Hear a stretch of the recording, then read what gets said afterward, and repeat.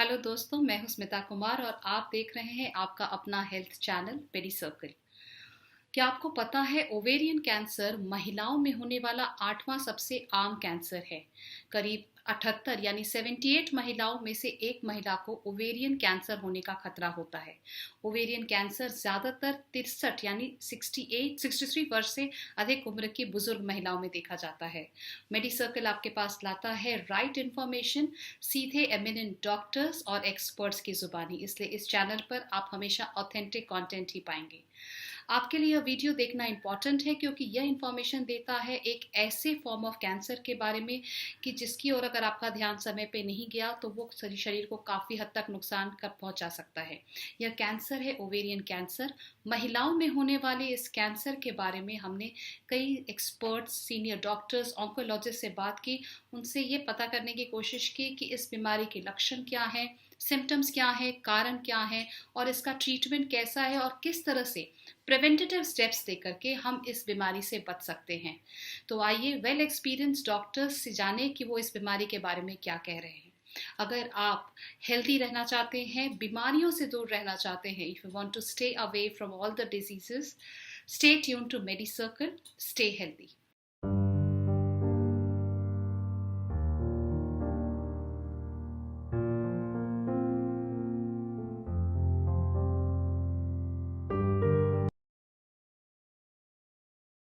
Although ovarian cancer may occur at any age, it is more common in women older than 50 to 60 years of age.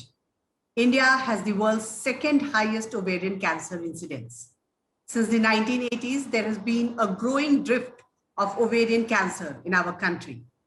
MediCircle is conducting an exclusive series featuring eminent oncologists, gynecologists, and obstetricians so that women can get more reliable information directly from the experts. Hi, this is Amrita Priya, and you are watching MediCircle. Today, we have Dr. Nilima Mantri on our show. Dr. Nilima Mantri is obstetrician, gynecologist, and laparoscopic surgeon practicing in Mumbai. She is well versed with high-risk obstetrics and has dealt with thousands of high-risk obstetric cases. She has completed her fellowship in minimal access surgery from South Korea. She is associated with Bombay Hospital and Research Center, Nanavati Hospital, and Surya Hospitals. So welcome, Dr. Nilima, to MediCircle. Hi, thanks for your kind words. Thank you. So to begin with, Dr. Nilima, is ovarian cancer a hereditary disease? And if women have cases of ovarian cancer in their family, would early screening help to reduce risk? To some extent, ovarian cancer is a genetic or familial disease. Okay, about 10% of ovarian cancer that we see in Indian population are genetic in origin. So for screening of an adult or a woman for ovarian cancer, she should know if she is a high risk. So let's see which factors hint towards that. Okay, so in a family, if there has been a woman who has had ovarian cancer at less than 45 years, means premenopausal, not postmenopausal, then if that happens to be her relative, so yes, she is at a higher risk. Then if breast cancer in any of the relative is less than 50 years, yes, then again this woman is prone to ovarian cancer. Okay, if a male relative having a breast cancer, though is rare, it's a very high risk factor that this woman should undergo a screening. Secondly, if there are breast or ovarian cancer in many relatives on one side, like same side, like her maternal side or her paternal side, yes, then she should check herself for ovarian cancer. So now, how do we do the screening? If a family history is there, which I just enumerated, then this patient, our primary woman, needs genetic counseling. She has to have a family tree to see which order relative, like first order or second order. First order means if a mother, daughter, or sister is involved in breast or ovarian cancer. Second order means aunt, grandmother, and so on and so forth. So depending on that, her propensity to have a ovarian cancer is checked. Okay. Second is a patient can undergo a very easy blood test or a saliva test of BRCA1, BRCA2 gene, the main culprits behind this breast ovarian cancer syndrome. All right. And third part of screening, or like a treatment kind of a thing, will be if she has completed a family, then removal of ovaries would be a wiser decision. So yes, these are the ways the family members can screen themselves to see if they have any chances of ovarian cancer. All right. And what about the symptoms and causes of ovarian cancer? How do women come to know? And what is the reason? Yeah, this is the tricky point. Now, the symptoms are so vague that Indian women easily neglect them. It is dull aching pain, fullness of the abdomen. They just blame it on some dal or some gas. So, Okay. so that is why these symptoms get neglected. Weight loss, loss of appetite are important symptoms. So that is where one must check for at least a gynecological visit, so that the doctor can decide if something is going on with the patient. So yeah, symptoms. And at a later stage, when the disease is really advanced, then patient will have abdominal fullness, like distension, there is fluid collection. Okay, and secondly, the patient can have heavy bleeding or a bleeding which starts after menopause is attained. Okay. Those symptoms, then go ahead with ovarian. All right. Now, causes, when it comes to causes, of course, 10%, as we said, are genetic in origin. But otherwise, if the patient has had no pregnancy, such a patient is slightly at a higher risk of ovarian cancer. Early menarche and late menopause. So these again point towards like high risk factors for ovarian cancer, though a single causative agent is yet to be found. Okay. Suppose for any reason the ovaries of a woman has got removed. So is there still chances of cancer in that case? Less likely, but yes, there is still a chance of cancer. If these symptoms which I said are there, then there is some entity called primary peritoneal cancer. It is like ovarian cancer or whatever, or both of these have a same mechanism. So that's why whatever has caused ovarian cancer can also cause as primary peritoneal cancer, though because we do not remove peritoneum in any ovarian surgery. So yes, there is less likely, but yes, there is still a risk of cancer in a patient where ovaries are removed. All right. And what are the preventive steps? Like what can women do to prevent such cancers? See, for the general population, it is best would be to screen oneself for ovarian cancer. So screening is not costly, or it can be easily done also.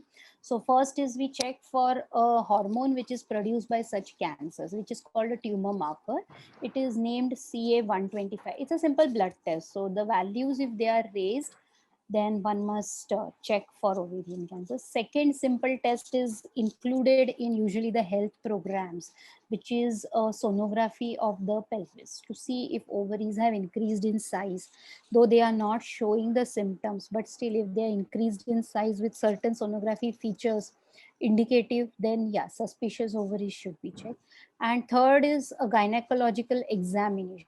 If you visit a gynecologist, she will be able to help you out in searching these things. So screening after a certain age is an important thing. Okay. Now, if patients opt for certain preventive measures, like it is said that if OC pills, that is those contraceptive hormonal pills, if they are taken for around 5 years, that woman has a very less likelihood of ovarian cancer. So apart from contraception, they do have a protective effect. And a patient who is pregnant, a woman who is pregnant, has a less likelihood of ovarian cancer. So yeah, these are the ways, either by screening or changing the lifestyle, we can definitely look forward to prevent ovarian cancer. Yeah. So when you're talking about contraceptive pills, so naturally they will not take contraceptive pills on their own, because what happens is that women are delaying pregnancies these days due to their professional lives. So they Correct. take contraceptive pills just like that if they are not indulging in any kind of intercourse. So in such Correct. situations, it would not apply. But if women are using it as a means of after marriage, as a means of delaying the pregnancy, then that would help. But on its own, they cannot just take contraceptive pills, isn't it?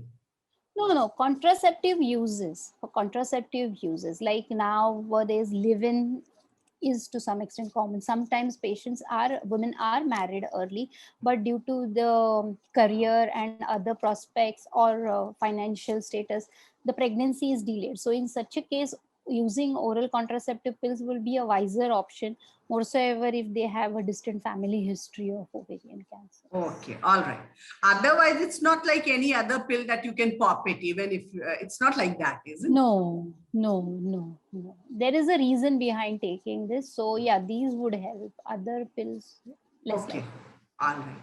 And the screening that you are talking about, it should be like once a year, or how often? Annual screening, yeah, annual screening is advisable. And if anything is picked up, then follow-ups may be a little more frequent. Okay. I mean, if screening anything turns positive, then yeah, then we may require more frequent. So as it is now, at least women of the urban areas are getting educated. Since they are educated, they are alert about their body and they go for screening quite often. But if the ovarian cancer is somehow affecting a girl who is in her like teens or early 20s, so these people generally do not go for early screening because they think they are healthy naturally. So it is a problem for this age group, isn't it? Yes. But the ovarian tumors, we would call it, seen in this age group are also different from the ovarian cancers, which are usually seen in the menopausal or late reproductive period. So prognosis, like treatment wise, patient care and all is better in if an adolescent girls get it. Adolescent girls Okay. less likely get the cancer. So that is a good point we have here. Okay, all right. So thank you for all your insights, Dr. Nilima, on ovarian cancer. Sure. Thank you. Because women need to know about all this. Generally, they are not very Definitely. informed about these matters. So thanks a lot. And when they hear from experts, then the information gets more reliable. So thanks a lot for being part of the MediCircle show. Thank you so much. Thank you so much. I would like to thank for inviting me to have this talk, and it's really nice. And thanks. So the pleasure is all ours. And stay. Okay. Yeah, stay safe.